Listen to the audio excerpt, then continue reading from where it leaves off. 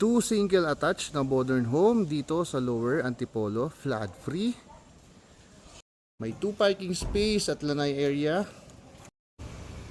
As we enter dito sa ground floor, meron tayong napakalaking solid main door, a feature wall, and meron na rin pong naka-installed na split type aircon dito sa ating living area.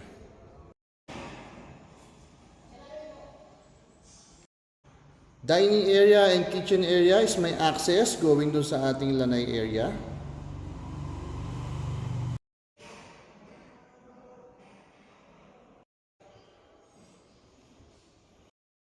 We also have a 1-bedroom here dito po sa ating ground floor, which is ideal for a senior room or guest room, and may naka-install na window type aircon.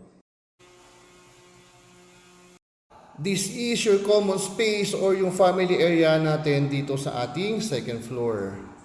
We have 3 bedrooms here dito sa ating second floor, including the master's bedroom. First bedroom, may naka-install na window type aircon and a built-in cabinet.